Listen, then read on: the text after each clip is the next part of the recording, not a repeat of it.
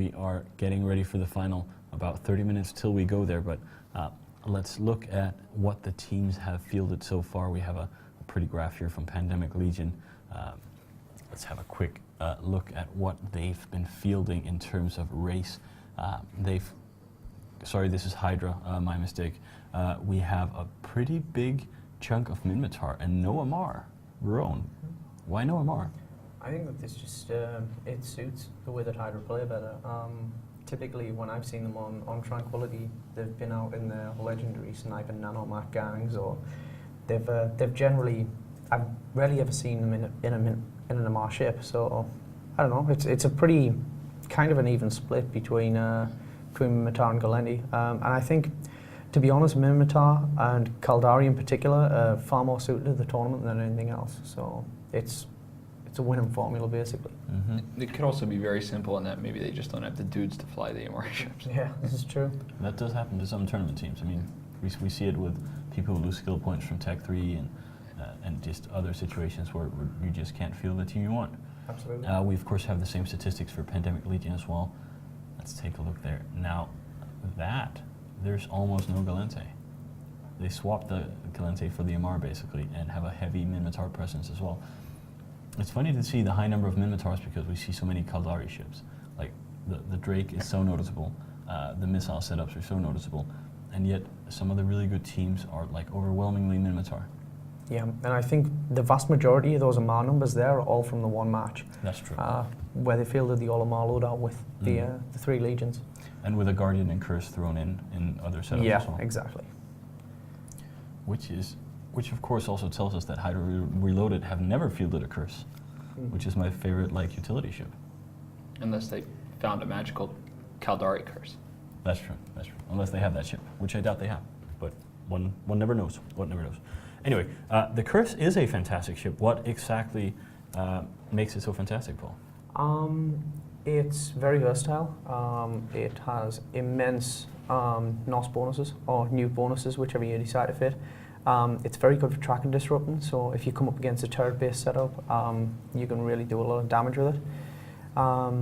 As well as that, it's got the ability to speed tank if it needs to, or you can put a really heavy buffer shield tank on it. So it's one of those ships that you can just throw in with pretty much any setup and it always works. It is one of my favorite ships. CCP Hammer. Yes. We've been talking so much about ships and the past expansion. If we look a little bit to the future, is there anything the players can really look forward to next expansion? Anything we're allowed to talk about? Well, I mean, I'm probably not allowed to talk about anything, but let's just drop some bombs during Let's the roll tournament. with it. I'll lock the door. Yes. Just keep talking. Yeah. So recently, I don't know, only old players or people who've been with us for a while are going to remember Tom B. But Tom B used to be the lead game designer when I started. He moved to Atlanta and he'd been working at that studio there, but he's back now and he's on Eve. And he came up with, so he's a pretty big proponent of PvP, and that's like what he always liked to focus on. But he had this idea for a PvE feature.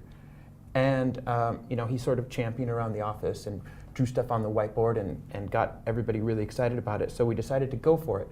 And I'm gonna keep my cards kind of close to my chest, but it's a group PvP feature that escalates from system to system, that you can sort of join in when you want, but it's gonna evolve over time. And so we're just sort of starting like the initial design on it. So I mean, we don't even know ourselves exactly what the feature's going to be like, but there is one thing that's going to be pretty cool, is that there will be a never before seen NPC capital ship in there.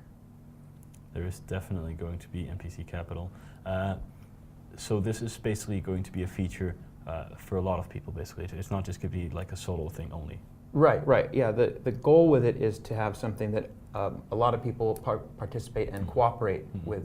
There's a lot of things in Eve that are against each other, and we don't really have many things where you cooperate. So yeah, this is going to be along those lines. It's going to be massive fun.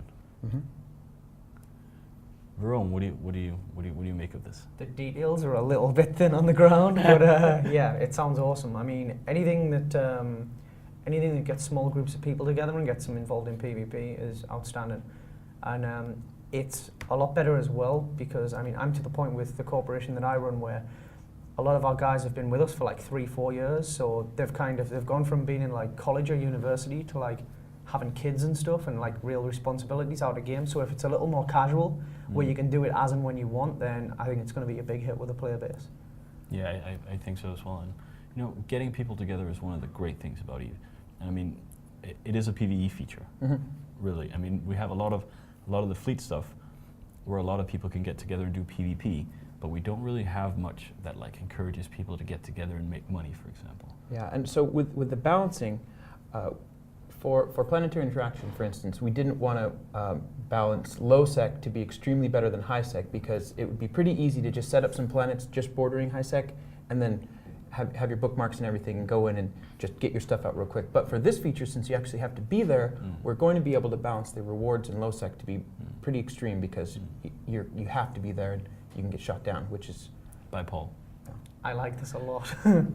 Yeah, I think that's a really strong talking point among most of the people who are low sec pirates and 0-0 PvPers.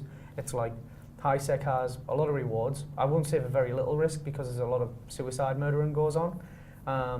But then there's like this huge gap between where low sec doesn't really offer that much, and then 0-0 offers a hell of a lot. So anything that kind of, well, not so much boosts low sec, but really brings the risk versus reward up, is an excellent idea in my opinion. Yeah, and it does sound, well, if I have my little visions about what the beanie propeller actually looks like, given the vague information. I've seen things that in my head from other places that sound at least somewhat similar in certain ways.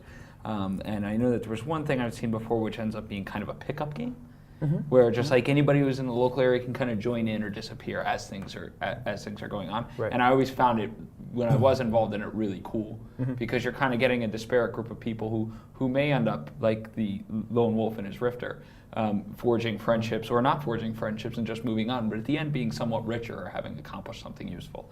Exactly. Yeah, and you don't need to have that pre-existing commitment to have that fun. I'd just like to draw your attention to Verone's glass quickly, where we see the effect of the LED. At this point, it has entirely collapsed in the ice cube funnel.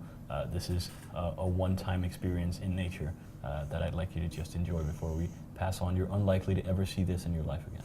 This is actually the only day of the year this can occur, like the equinox, where you can balance an egg. Does that only happen once a year? One day a year.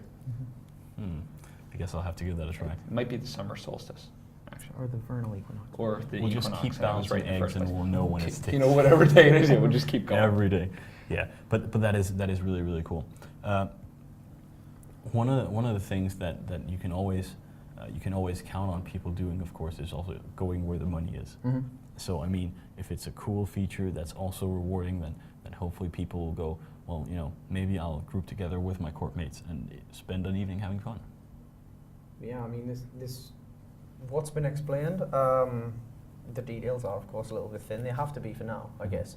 But if it's the kind of thing as well say a solo player in low sec who's just kind of milling around the place, maybe looking for someone to shoot, could like group up with a random bunch of other players, and they could just get in a gang together and they could go and do one of these things, then that's going to start forming bonds as well. And you might find that 3 of those people might be in the same corp and they drag that guy into their corp, and it helps everyone out. So it's back to social engineering again, and it just helps bring people together.